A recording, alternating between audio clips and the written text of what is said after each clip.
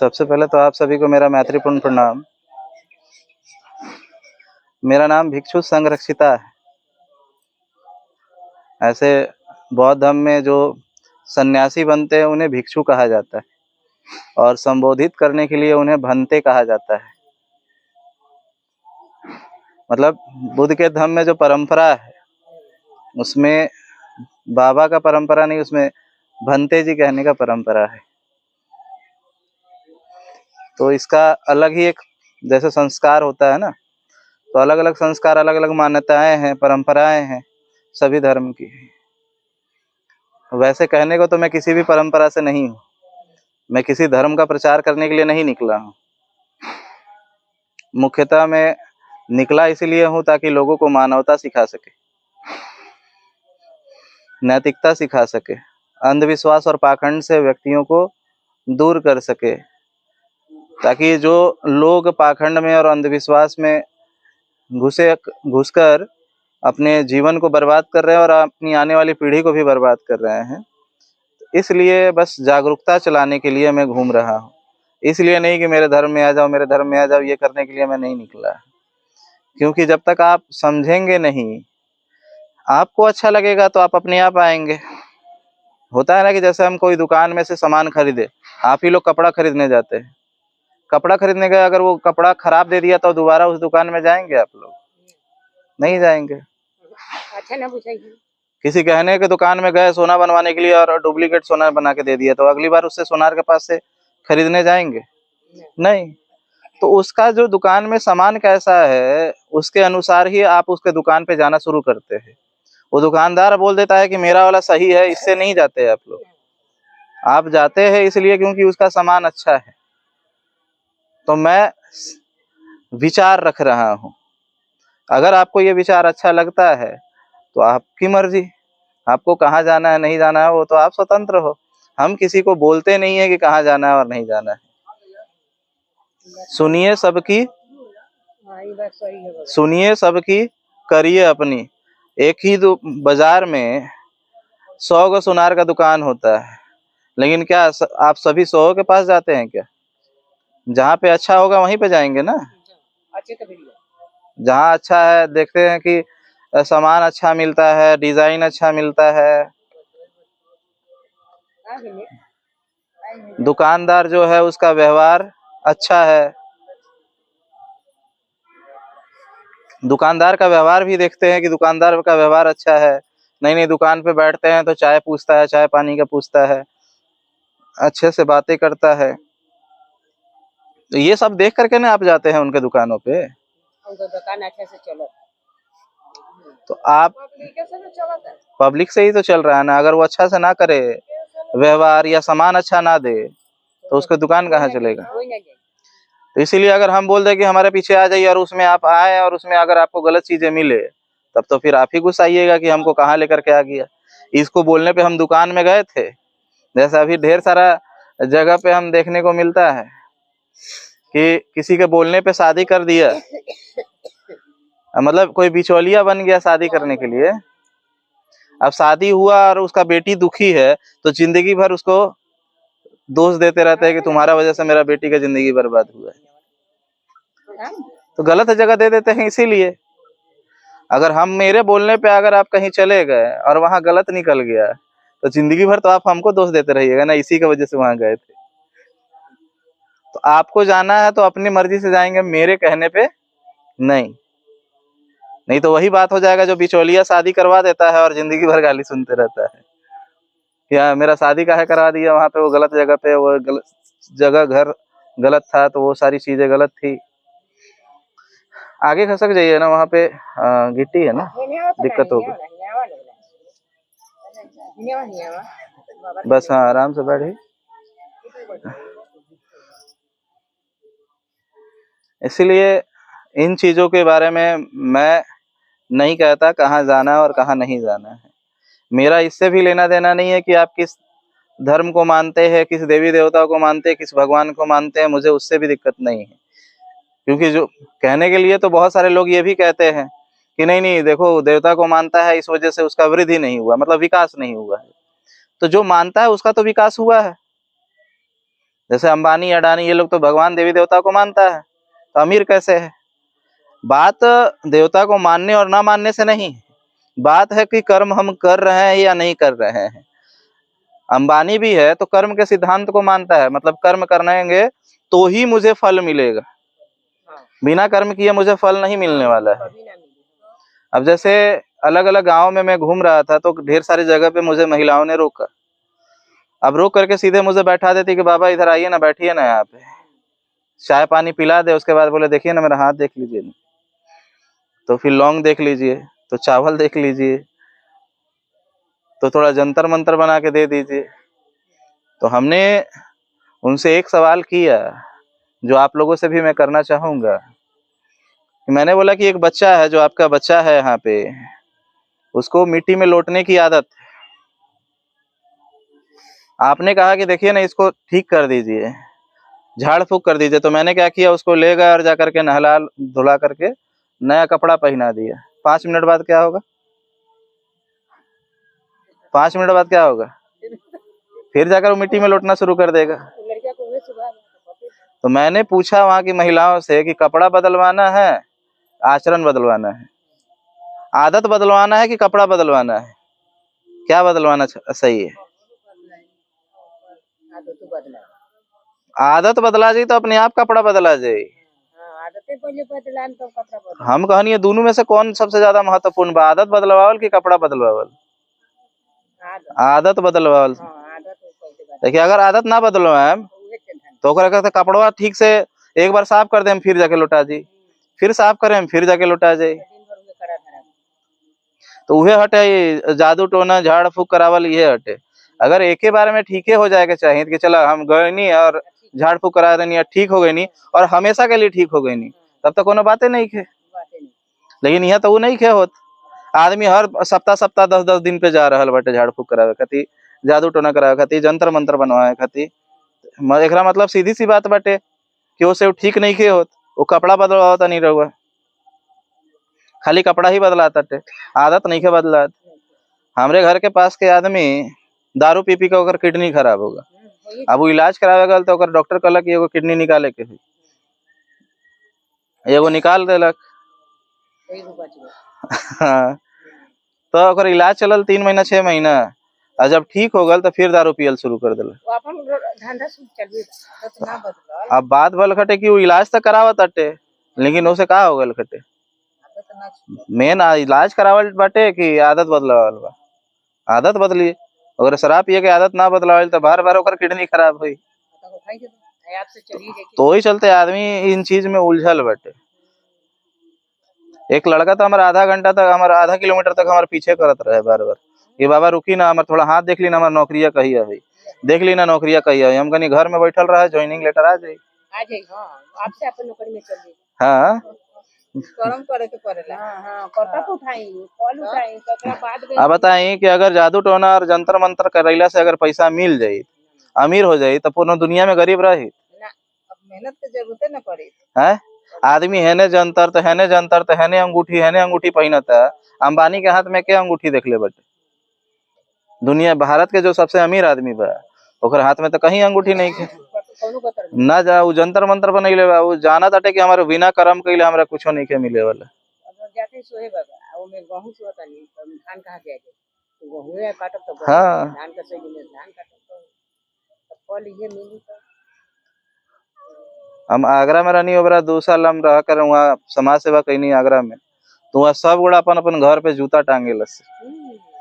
हम कहनी जूतवा तो हम कहनी कि ये जूतवा काहे टंगाला, तो कहत रहो कि नजर ना लगे। हमें तो एगो घर नहीं खो में नजर लगत है, घरवो ढंग के होए के चाहिए तब न नजर लगो। अब तो उन्हें सब लोग वही घर देखत। हाँ, अब अंबानी के 500 करोड़ 1000 करोड़ के ओकर घर बनल बाटे, तो ओकरा तो ऊपर से लेके नीचे ले जूतवा टंगवा देवे के चाहिए। हाँ, सो हो जाए और सो हो जाए। गाँव में परंपरा बाटे काजल लगावता है नजर ना लगी। हम कहनी तो एक हाँ, तो अगर वो से नजर ना लगी, तो अगर नजर से बचे खातिर अगर टीका लागेला,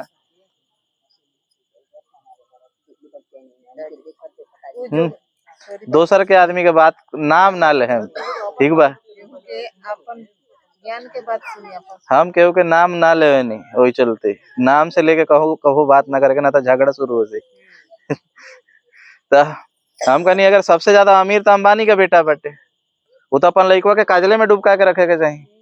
गोरा तो दिखाई ना चाहिए ऊपर से लेके नीचे ले काला पोत देवे के चाहिए, नजर ना लगी। सबसे नजर ज्यादा तो ओकरे लागे वाला बटे, क्योंकि सबसे ज्यादा पैसा ओकरा बटे। तो ये सारा चीज जोन बटे आदमी जोन, देखिए आदमी गरीब गरीब खातिर इला नहीं है कि वो गरीब बाटे, वो गरीब एला बा कि ओकर दिमाग जो सोच बानो वो गरीब वाला बाटे।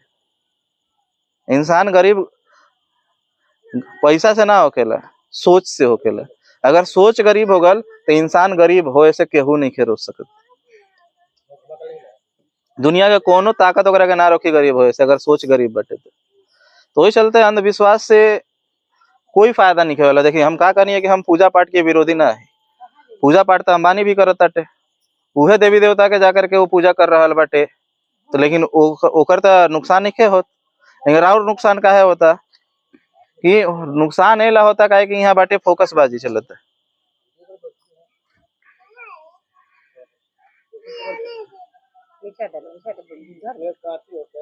काटी तो हो जरूर। हाँ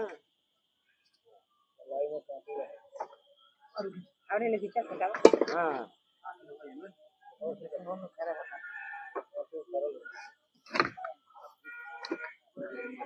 तो हमनी के आदमी जात कथी में बाटे फोकस बाजी में, मतलब जो चीज सबसे ज्यादा महत्वपूर्ण बाटे ओकरा पे खर्च नहीं करे के, जगह भल शिक्षा पे। तो हमारे घर के पास से एक आदमी बाटे, ओकरा के कहनी कि तू अपन लड़का के काहे ना पढ़ावेला, तो कहता कि हम अपन हमार तो हाजिरी 500 रुपया बा, तो हम लड़का के पढ़ाई केंगे।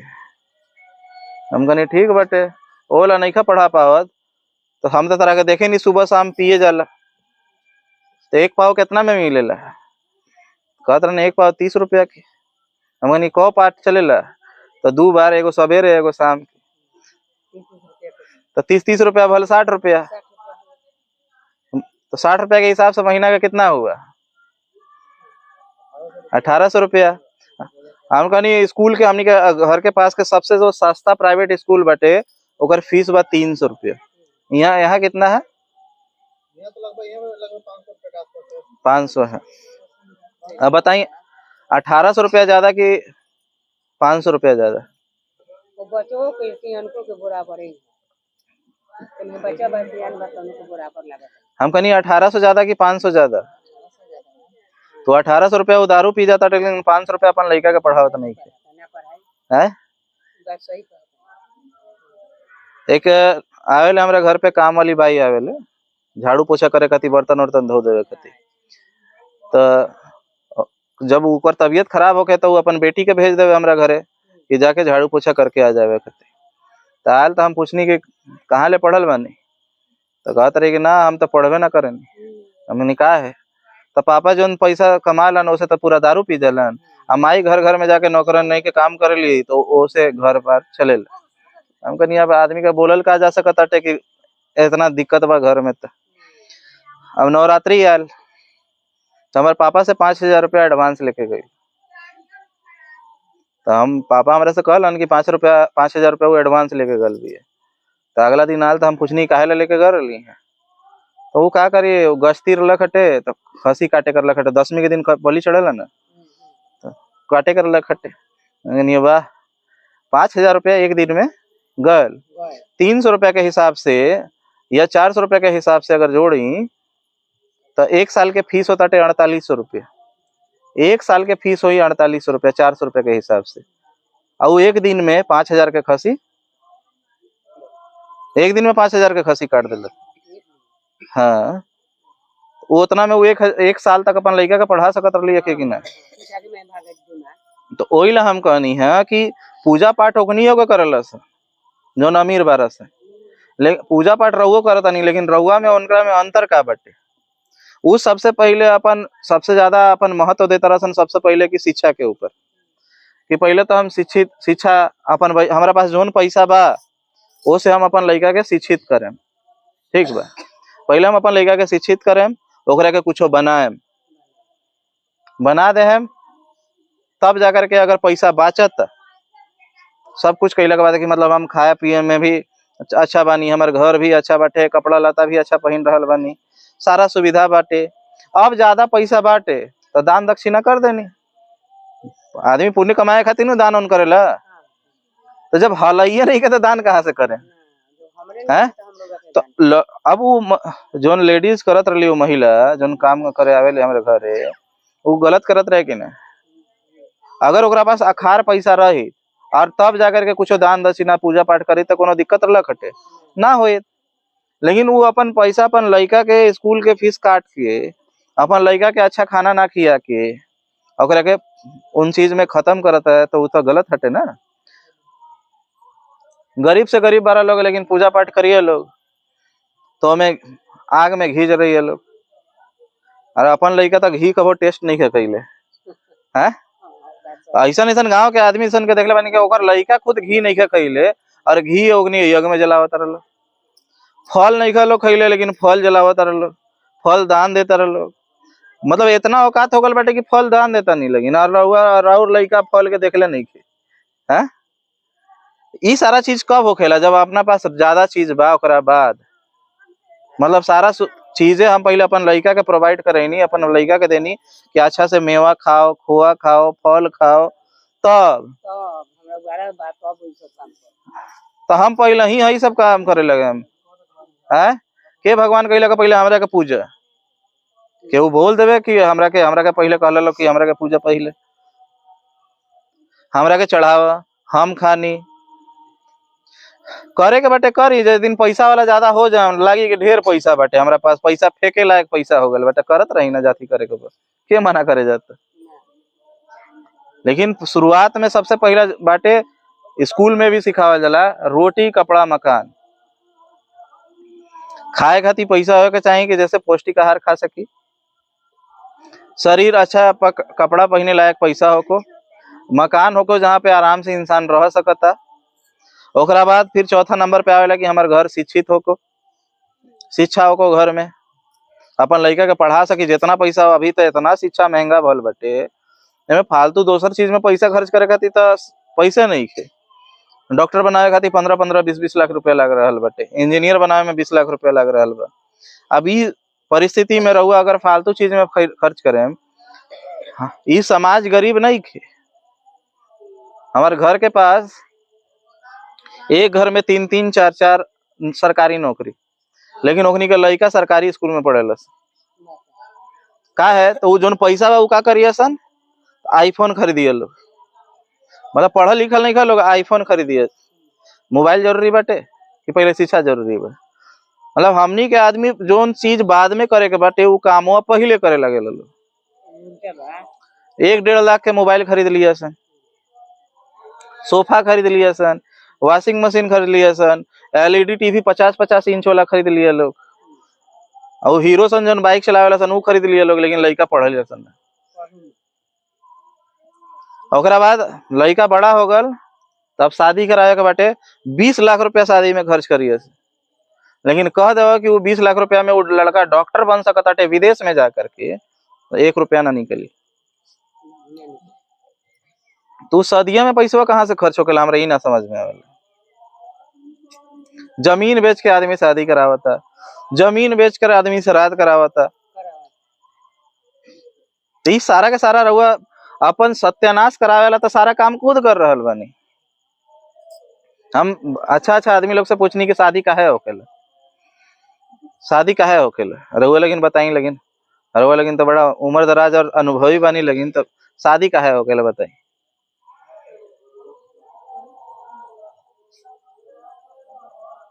शादी काहे होखेला?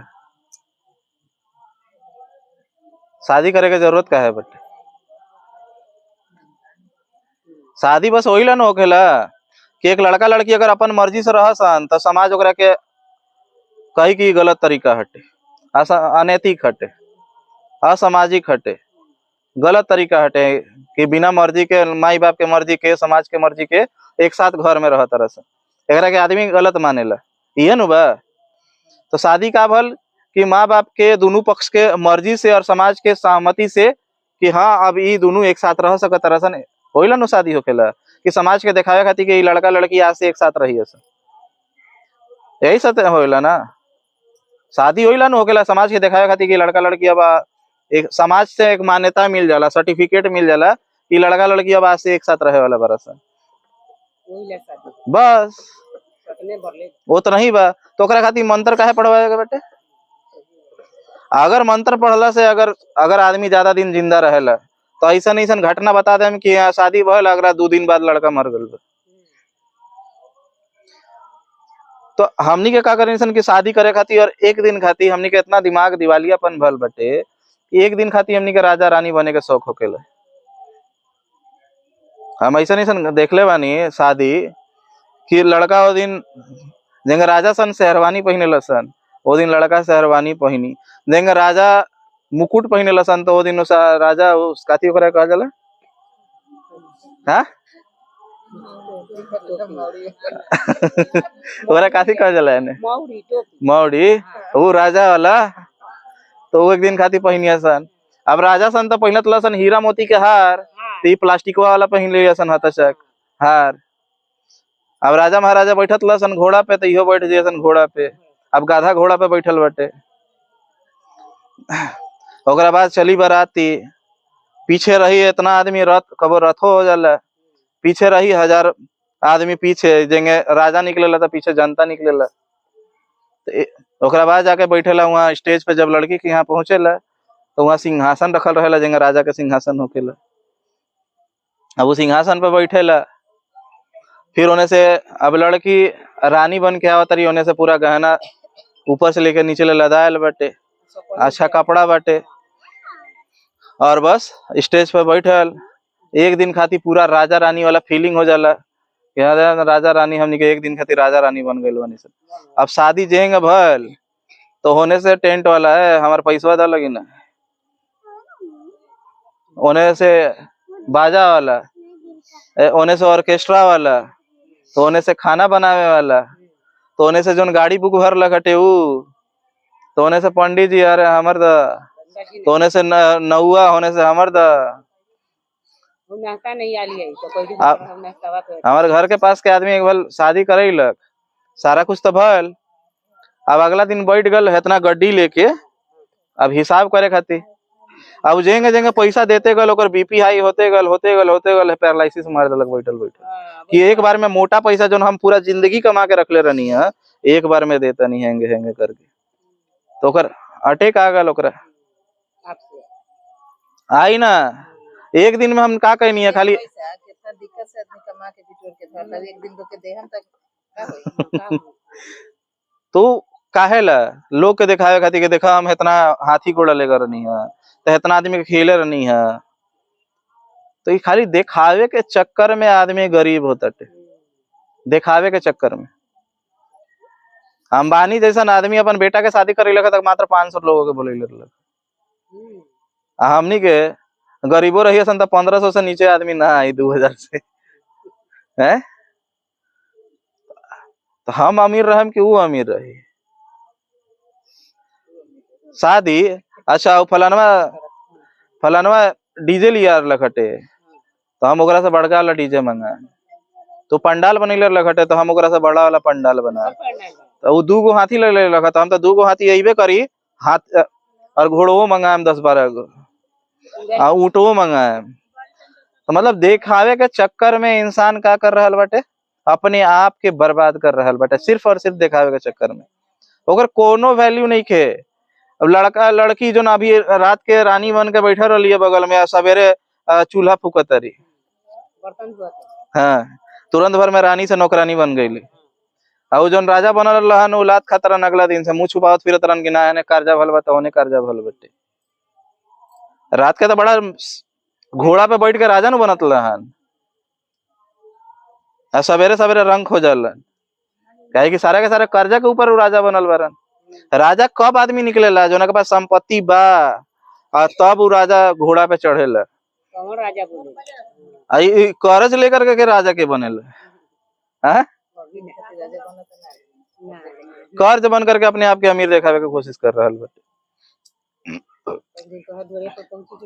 वो भी देखा देखी के चक्कर में। उतना पैसा वो अपन लड़का के ना दिए लोग कि चला लड़का तू बिजनेस कर ला। हाई जोन 10 लाख रुपया हम शादी में खर्च करे हम, लड़की वाला भी उहे बारे लोग कि ना चला सिंपल सिंपल शादी करा देवल जाओ। लड़का तोहर नौकरी बा कि ना बा नहीं के पता, ला 5 लाख रुपया जब शादी में खर्च होई 5 लाख रुपया का तोहर बिजनेस खोल के दे देते नहीं, ना तो वो 5 लाख रुपया का हम अपन बेटी के ही कुछ करा दे, हम नौकरी वोकरी करा दे, ना तो बेटे के दमादे के नौकरी करा दे। वो 5-10 लाख रुपया रहुआ खिलाइयो का कर ले हैं के आदमी भूखा बाटे जरा बताई ना हमरा। अरे वो आदमी जोन रहुआ के रात के जो ना के दिखावे खातिर रहुआ खर्च करनी है, जमीन बेच करके सारा करनी है, वो आदमी राउर कर्जा और निपटावे खातिर अगला दिन से नजर आई अगला दिन से कि चले यार रहुआ के हम तो राउर कर्जा हम दे देता नहीं। केहू नहीं खे आवेला बेटे, मर जाम नो फिर भी केहू नहीं खे आवेला बेटे, लेकिन हमनी के बस दिखावे के चक्कर में हम गरीब हो रहल बानी सन। और ई समाज खाली दिखावे के चक्कर में गरीब हो रहल बेटे। बाटे कुछ ना, कोई औकात नहीं खे, एक पैसा के औकात नहीं खे, दिखावे के बाटे कोनो के कि हम राजा हैं, हम घोड़ा पे बैठा रहनी है, हम सिंहासन पे बैठा रहनी है। तो ये सारा चीज हमनी के गरीब बनावे वाला तरीका हटे। जितना हमनी के अपन जब तक हम महत्व ना देम सन शिक्षा के, तब तक ये समाज आगे नहीं खे बढ़े वाला। रहुआ लेकिन जे दिन चल जाम लेकिन दिल्ली मुंबई और पुणे, तो लागी के रहुआ कहाँ बानी और कहाँ रहता नहीं, और हमनी से कहाँ निकल गल बरस। वो 50 साल 100 साल आगे बाटे लोग यहाँ से ज्यादा है कि नहीं, यहाँ से 50 साल 100 साल वो लोग आगे जी रहा है। कैसे जी रहा है? शिक्षा के बदौलत। यहीं से आदमी बाहर निकल के चल जाता टे पढ़ करके कि ना इस सब जगह पे रह करके कुछ नहीं खे मिले वाला। तो शिक्षा बहुत जरूरी बाटी, और शिक्षा से भी पहला इम्पोर्टेंट सबसे ज्यादा महत्वपूर्ण हम देवे नहीं जो ना के वो बटे नैतिक शिक्षा। हम नैतिक शिक्षा का मतलब हमरा पता बाटे कि ना, हमरा नहीं के पता रहुआ लगिन के जो ना के संस्कार कहल जाला। नैतिक शिक्षा के ही ठेठ भाषा में, गांव के भाषा में संस्कार कहल जाला, परवरिश कहल जाला। अब यहाँ गांव के परवरिश हम जो देख रहल बानी जिस तरीके से, वो परवरिश बिल्कुल भी उचित नहीं खे। एक दारू पी करके बाप अपन बेटा के कहता है कि दारू ना पियल जाला, मतलब दारू पिए वाला बाप अपन बेटा के सिखावता कि दारू ना पिए के चाहिए। एक साधु के पास, एक संत के पास एक मतारी गईली अपन लड़का के लेके कि देखी ना संत जी, हमार लड़कवा गुड़ खायल छोड़ते नहीं के, ढेरे गुड़ खावे अगर पेट में ढेर कीड़ा हो जाता,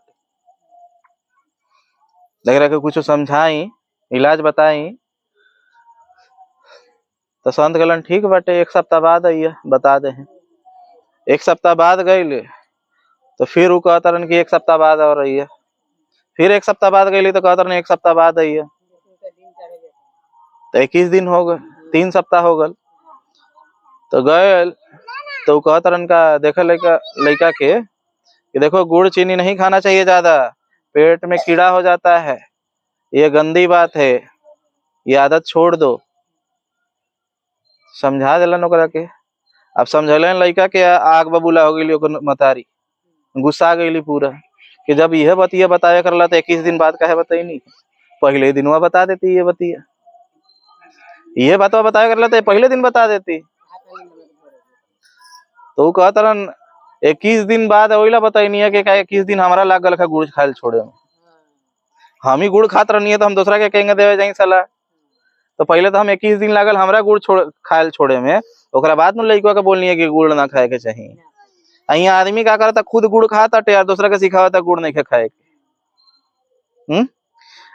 वैज्ञानिक कहलन कि 5 साल के लड़का तक के 3/4 दिमाग के विकास हो जाला। 3/4 समझ में आवता ना? 3/4 समझ में आवेला? इधर कौन सा भाषा ठेठ भाषा है बताइए जरा। 3/4 को क्या कहते हैं? 1 रुपया के बांट दीजिए। 1 रुपया के 4 जगह बांट दीजिएगा तो 4 जगह बांट हो गया, उसको 75 रुपया 75 पैसा बांट दीजिए। हाँ 75 पैसा का। एक आना कितना का होता है? कितना हो गया? 12 आना में 1 रुपया होता है क्या? मतलब 100 पैसा में होता है ना, तो वो तो हमको पता है। तो हम 75 पैसा तो समझ में आ रहा है ना। हाँ, तो 75 पैसा इतना बुद्धि एक बच्चा का विकसित हो जाता है, विकास हो जाता है 5 साल की उम्र तक। कितना साल की उम्र तक? 5 साल की उम्र तक। बाकी पूरा जिंदगी सिर्फ 25% ही 30% ही विकसित होता है। मतलब वो जीवन में क्या क्या चीजें मूल करना है, मतलब जीवन जीने का जो आधार है वो सब सीख चुका है वो 5 साल की उम्र तक। अब बड़ा होकर के अब उसे बस नई नई चीजें सीखने की जरूरत है, जिससे कि वो कमा सके और दिमाग को तेज कर सके। अब 5 साल की उम्र तक वो सीख क्या रहा है, ये सबसे ज्यादा महत्वपूर्ण है कि वो 5 साल की उम्र तक सीखत का थी बाटे। अब वो 5 साल के लड़का के इतना पता बाटे कि हमार छोट छोट गलती पे हमार मतारी और हमार पिता, बाप, दादा, चाचा, ये लोग हमरा के छोट छोट गलती पे हमरा के टोकल है लोग। कि थोड़ा सा बदमाशी कर लेनी तो टोक दिए लोग, थोड़ा ज्यादा खेल लेनी तो टोक दिए लोग, चॉकलेट ज्यादा खा लेनी तो टोक दिए लोग, चिप्स खाता नहीं तो टोक दिए लोग।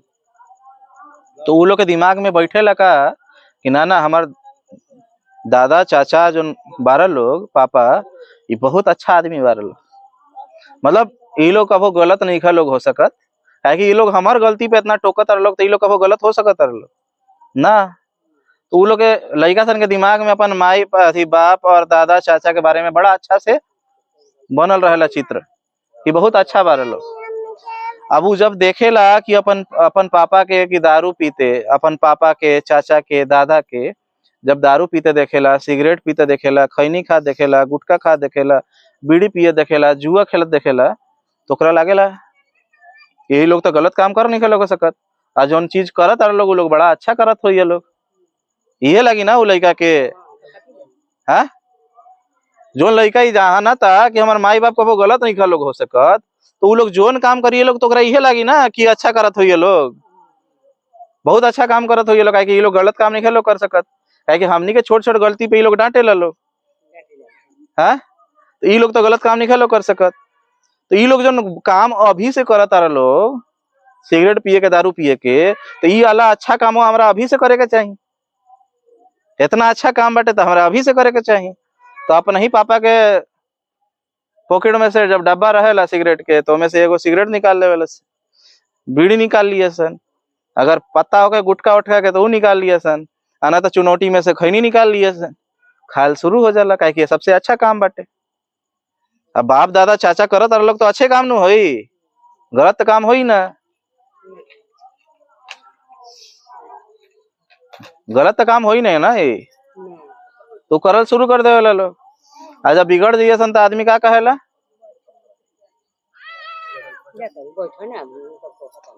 जब वो बिगड़ जाला तब आदमी का कहेला कि फलानवा बिगाड़ देलक हटे। जब बिगड़ जाला तो कहेला कि फलानवा बिगाड़ देलक हटे। हम जब हेती चुक रहनी तो हम जब बदमाशी करी तो माई हमरा के कहे का हमार लइकवा तो ठीक बाटे, फलानवा के लइकवा सन बिगाड़ देले बरस। हम तो मोहल्ला में सभे के घरे घूमी, हमारे मोहल्ला में 10 गो घर, तो 10 घर जाई, तो जब बदमाशी कोनो उनकर लइका करस तो कहता कि हमार लइकवा तो सही बारसन, फलानवा के बेटवा बिगाड़ देले बेटे। अब जंगे रहुए लगिन 10 आदमी बैठल बानी लगी, अब हर केहू ये बोले कि हमार बेटा सही बा, फलानवा का बेटा बिगाड़ देले बाटे, तो ये फलानवा का बेटा है कि है के हटे फलानवा का बेटा? है कि सीधी सी बात है, रहुआ उनकरा पे उनकरा पे सब एक दूसरे पे दोष करत हटे, अपने पकड़ नहीं के तो ये फलानवा का बेटा है के? आदमी अपना तरफ नहीं खा देखल चाहत। समझता तो फलानवा का बेटा है के? हाँ, केहू नहीं के, अपन घर के गार्जियन ही ओकरा के बिगाड़ रहल बाटे। वो अपन बाप के देखा था दारू पियत, वो अपन बाप के देखा था गुटखा शराब जुआ खेलत, खैनी खात, गुटखा खेल, सारा गलत काम वो अपन घर में अपन दादा के, अपन चाचा के, अपन बड़ पापा के, छोट पापा के, दादा सब के वो देख रहल बटे, वहां से वो सीख रहल बटे। अब वो जो बिगड़ जाला तो आदमी कहेला कि फलाना बिगाड़ देलक। घरे में देख के बिगड़े। केहू तो केहू ना बिगड़ेला, सब अपन गार्जियन बिगड़ेला। वोट जो ओकरा बाद देखे महिला लोग के तनी सुख तबियत खराब भल तो उठा के ले जाइए लोग झाड़ फूक करावे खातिर बाबा सन के पास। तो बचपन से ही ओकरा दिमाग में आ जाला कि ना हमार तबियत खराब हुई नहीं तो बाबा के पास जाएगा बेटे। ज्ञान में आ जाए, जब अभी भी जाए 5 साल तक ही लड़का के ओकरे उहे खाली जगह पे ले जाए तो ओकर दिमाग में का आई। तो महिला लोग मतारी लोग अपन लड़का के अंधविश्वासी और पाखंडी बना रहल बरल, और कोई नहीं के बनावत, और कोई नहीं के बनावत। हम देखनी बहुत सारा जगह पे नैतिकता के लेके, एक जगह पे हमारा शादी में बुलावल गल, यहीं के सफर में निकल रही तो हमारे यूट्यूब पे वीडियो रहेला तो ऊपर से नंबर निकाल के केहू कॉल करत रहेला। तो एक जगह कॉल भल कि यहाँ ना शादी में हम पास से ही निकलत रहनी तो हमरा के शादी में बुला लेवल गल। तो शादी में गई नहीं तो स्टेज रहे तो स्टेज के पीछे हमरा के रोकल गल, बैठावल गल, खियावल पियावल गल आ कहला लोग कि आदमी लोग आज ये लोग 8-10 गाँव के ये लोग तो रहुआ बात रखे। तो हम तो बैठल रह गई नहीं, महिला लोग आकर के स्टेज छेक ले लो, छाप ले लो। ओकरा बाद एक से एक छटल छटल जौन गाली होखेला वो सुनावल शुरू कैल लो, एक से एक गाली। मतलब ओकर अगर किताब लिखल जाओ तो मिर्जा गालिब के शायरी फेल हो जाई, इतना मस्त मस्त शायरी सुना सुना करके देवे लो। तो हम वहाँ पूछनी कि बताई जब रउआ लगिन ये सब गावे लगिन तो लइकवा सन कान में रुई रख ले रहेला सन का, लइकवा सन के कान में रुई लागल रहेला। सारा गलिया रउआ लगिन के वजह से, सारा महिला सन के चक्कर में लइका गाली सीख ले बरस। बिहार के बात कर रहा बानी, हम घूम रहा बानी पिछले 50 दिन से, तो सारा गाली वो लइका सन सीख ले बरसन। एक से एक लइका सन के हम गाँव में देखा था, मुंह पे तो खाली गाली रहत, खाली गाली। ये कहाँ से सीखा तारा सन ओखनी के? हाँ, रउआ लगिन सिखावा तनी लगिन ओकरा के, एक से एक छटल छटल गंदा गंदा गाली ओकरा के सिखा रहल बनी लगिन। अब वो सुन रहल बाटे तो वो अपने में आपस में जब बात कर लसन वही गाली गलौज में बात कर लसन। आ जब लइका रहल सन तो तोतला के जब माई बहन के गाली देवेला सन तो बड़ा सुने में अच्छा लागेला। तोतला के जब गाली देवेला ना लइका तो बड़ा सुने में अच्छा लागेला।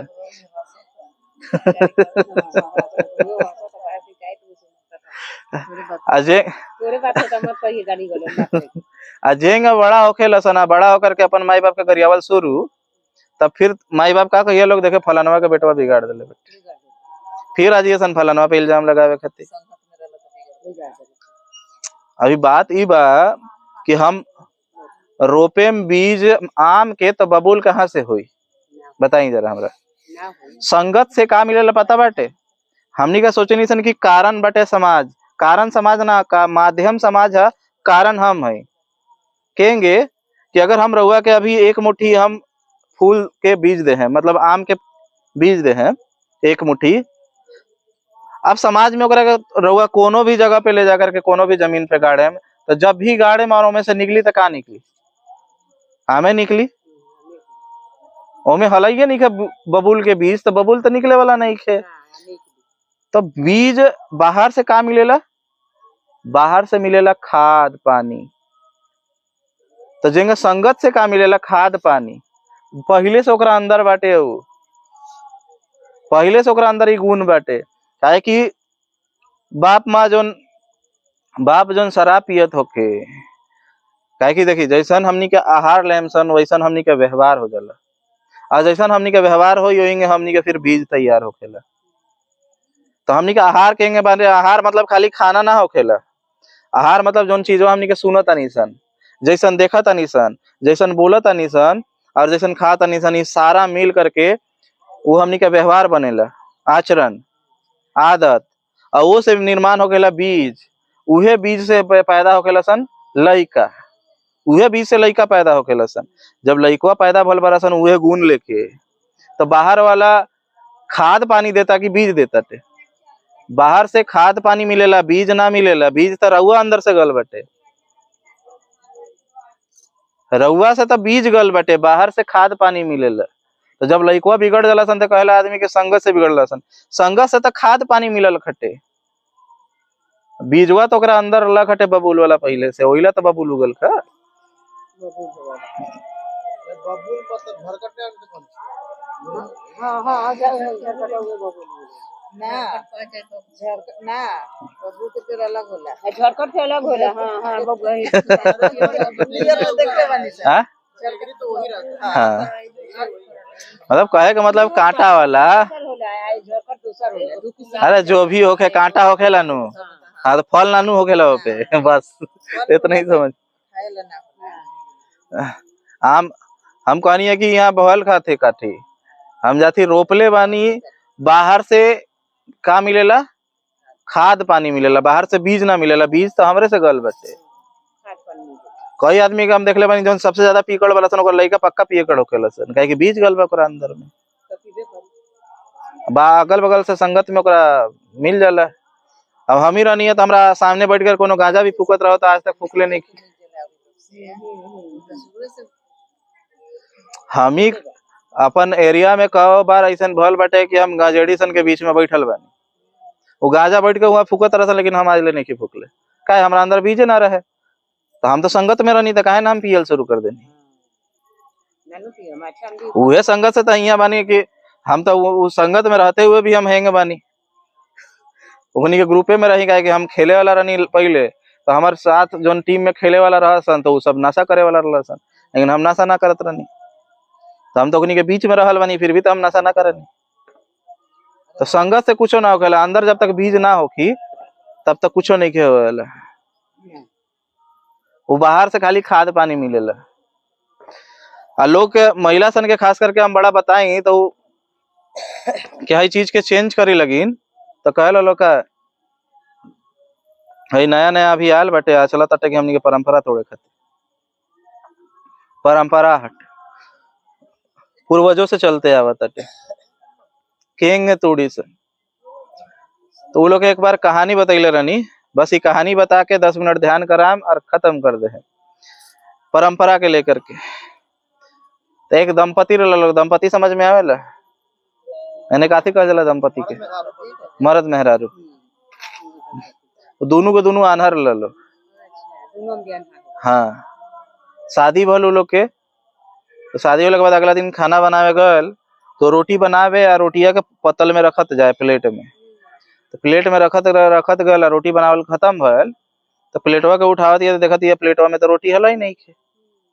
तो अपन पति के कहला कि तो रोटिया का भल, तो कहता अरे हमारे घर में तो एक बिलाई रख, बिलार हम ना बताइए, शायद वह रोटिया चोरी करके चल गल हुई ले उठा के।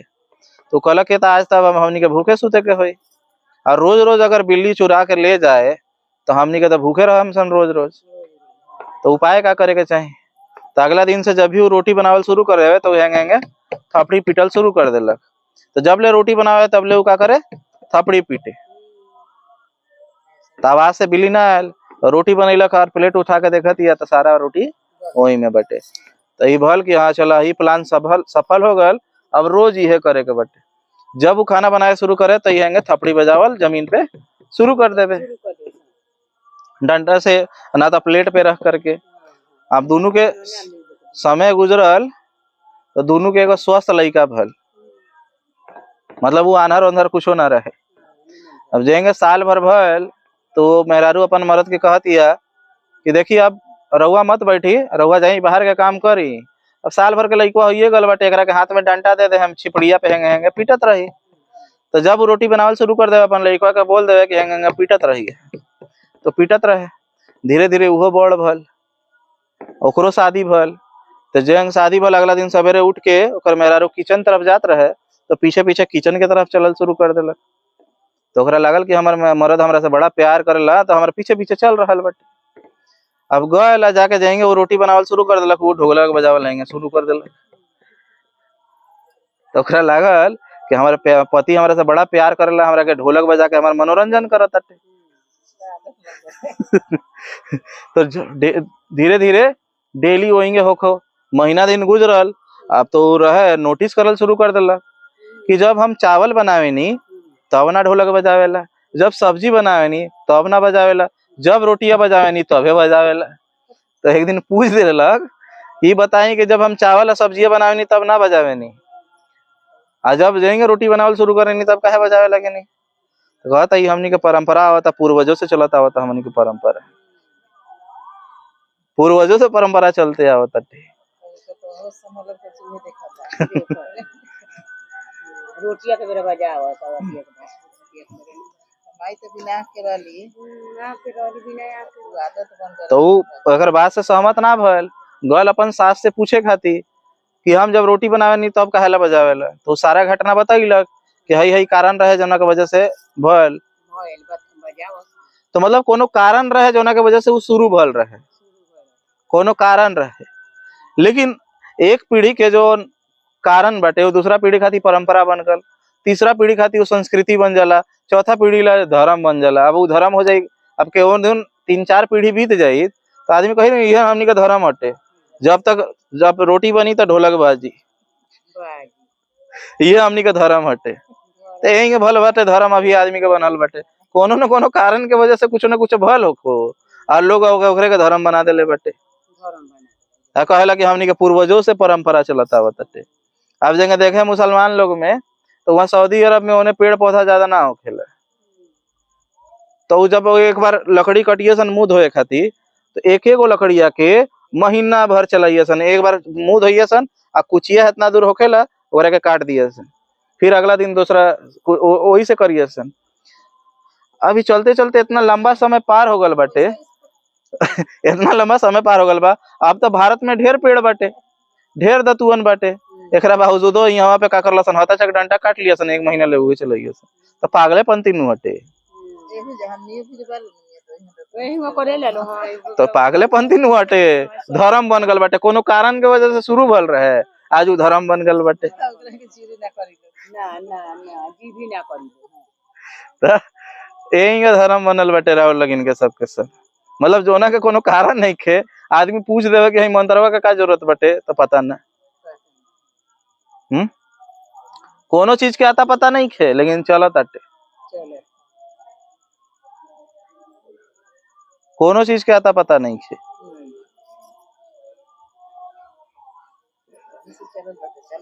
चलो था हाँ हाँ तो चलता तो बस चला रहल बारे लोग। चले मत दे छोड़ ओकरा के रास्ते रह दिन जे चला ढेर चल गल बाटे, चल के कोनो फायदा नहीं के हो।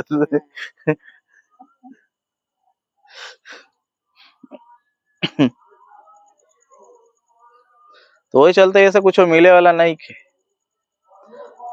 और ढेर सारा चीज बाटे, जेंगे रेडियो जाने लगी ना, रेडियो रिमोट से टीवी तो चालू होखेला ना चैनल, तो रिमोटवा दबावे लगिन तो चैनलवा बदल जाला।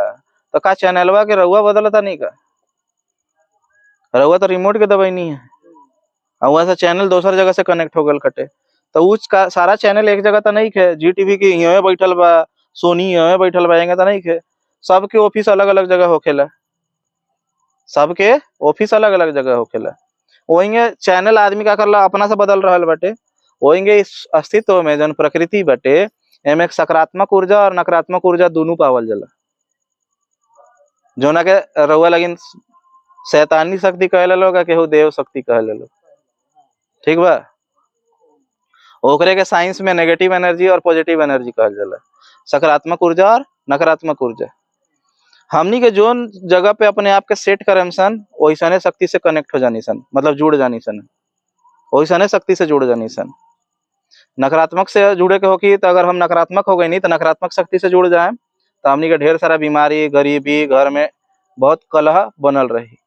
जेंगे हमनी के सकारात्मक ऊर्जा से बने सन तो हमनी के सकारात्मक जगह से जुड़ जानी सन। है दिमाग में जेंगे प्रोजेक्टर होकेला ना, पर्दा पे जेंगे फिल्म होकेला, वैसा सिस्टम दिमाग में बाटे। उस सिस्टम के नाम हटे सबकॉन्शियस माइंड, जो कि अचेतन मन कहल जाला। और वो लगन की ना समझ में आई, लेकिन इतना बताओ नहीं कि प्रोजेक्टर यहाँ दिमागों में बाटे। कई जगह हम कहनी कि भूत प्रेत ना होखेला तो कहला लोग कि हम तो अपना आँख से देखनी, कैसे मान ली कि ना होखेला। हम कहनी कहेंगे देखे नहीं बतावत नहीं। अरे वो लेकिन आंख बंद करी नहीं, आंख बंद करी नहीं। और रसगुल्ला के देखी तो जरी आंख बंद करके रसगुल्ला जब देख लो हम तो रसगुल्ला के चित्र के लिए यहीं तो सामने आंख के सामने नजर आल खा रसगुल्ला ना। हाँ जो सोचम तो नहीं रसगुल्ला आंख के सामने आल खा नो सादा सादा कलर के, ना ना आयल मतलब आंख बंद करके रसगुल्ला देख ले बानी तो रसगुल्ला के बार देखे के कोशिश करेंगे रसगुल्ला जेंगे होखेला। रसगुल्ला कबो देख ले बानी कैसा होखेला, रसगुल्ला कैसा होखेला।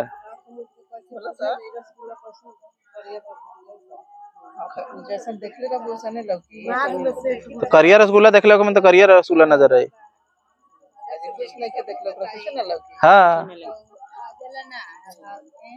अब रहुआ अभी कपड़ा के कब रोड से पार भई नहीं देख लेनी कि वहाँ दुकानवा में वाला कपड़वा बाटे। अगला बार जब जानी दुकान तो कहेंगे पता चला लगना ना ये वाला कपड़वा देख ले रही दिमाग में छप जला ना चित्रवा। तो वही कहनी कि रसगुल्ला आंख बंद करके कर हम तो रसगुल्ला आंख के सामने नजर आ जाएगी रसगुल्ला कहेंगे होकेला सादा कलर के होकेला। हम कहनी ये चित्र नजर कहाँ आल खट्टे। हाँ तो कहेंगे लौकेला। अभी रहुआ हमरा के देखनी है अब काल हम तक रहुआ काल हमरा के ना पहचाने कहेंगे पहचाने आज देख ले बानी तबे नु है। हमरा के आज ना देख ले रहती यार काल मिलती तो पहचान जाती। तो जाहिर सी बात है और दिमाग में हमारे चित्र छपल बाटे तब रहुआ काल पहचाने। तो रसगुल्ला देख ले बानी तो चित्रो अंदर बा नु। तो वही के चलते का होखेला कि जब कोनो चीज के हमनी के बतावे नहीं सन तो चित्र हमनी के दिमाग में छप जाला। तो हमनी के का करे निसन कि लड़का सन के डरावे नहीं से। देखिए सुनसान जगह पे जाइए तो पीछे मुड़ के मत देखिए, पीछे मुड़ के मत देखिए। पीछे मुड़ला सुनसान जगह पे तो पीछे चुड़ैल खड़ा रही। तो अब चुड़ैलो कैसे नजर आई तो सफेद साड़ी पहन ले रही।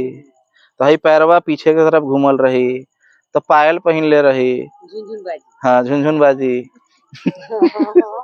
लंबा लंबा बाल रही, हता हता नाखून रही। तो बता देवे निसन। अब वो दिमाग के खासियत बाटे कि ओकरा के चित्र में अपने आप कन्वर्ट कर देवे, मतलब चित्र में बना लेवे ओकरा के। अब जेंगे आदमी सुनसान जगह पे जाला, सुनसान जगह पे जाला तो अचानक से डर के कारण वो प्रोजेक्टर जो दिमाग में बाटे वो ऑन हो जाला, चालू हो जाला, जंगे टीवी चालू होकेला। और डर के कारण इंसान के का होखेला कि आंख के सामने वो चीज सही में नजर आवे लगला जैसन सुन ले बाटे। वो चलते सामने नजर आ जाला तो कहला ना हम तो देखबे कहीं नहीं है। तो डर के कारण ये चीजें होखेला। वो आत्मा से आ जाला जी। हां हो चीज बात देख ले तो दिमाग में प्रोजेक्टर बाटे जेंगे हमनी के पर्दा पे फिल्म देखे नहीं सन वही फिल्मो आएंगे दिमागो दिखा देवेला जोन चीज के हमनी के सोचे नहीं सन। जेंगे अभी रहुआ आंख बंद करके जो भी चीजें देख ले बानी पहले आंख बंद करम तो अभी दिख जाई। तो वही चलते हमनी के डरे नहीं सन बहुत सारा चीज से। तो ये चीज से देखिए नकारात्मक चीज सोचेम तो नकारात्मक चीज से जुड़ जाए, सकारात्मक सोचेम तो सकारात्मक चीज से जुड़े। तो इला बुद्ध जानत लन कि ना ये आदमी के जो बीमारी बाटे वो नकारात्मक चीज से खुद नकारात्मक हो जाला तो नकारात्मक चैनल से जुड़ जाला, नकारात्मक शक्ति से जुड़ जाला। तो शरीर पे का होखेला कि ढेर सारा बीमारी होखे लागेला, गरीबी आवे लागेला, दुख होके आवे लागेला, तो आदमी परेशान हो जाला। तो कहलन कि ना ये आदमी सन के अपने से तो सुख के तरफ सकारात्मक ऊर्जा मतलब देव शक्ति के तरफ नहीं खसन जा सकत। तो ओकरा के जावे खातिर वो तरीका बतैलन कि देव शक्ति के आकर्षित केंगे करे के बाटे, हम देव शक्ति केंगे बन सकत नहीं सन। तो ओकरा खातिर वो ध्यान करैलन। वो ध्यान के रहुआ लगिन के हम 10 मिनट करवाया जाता नहीं। तो रहुआ लगिन पलथी मार के बैठ जाई लगिन अब 10 मिनट अब ध्यान कराम और खत्म हो जाई आज। नहीं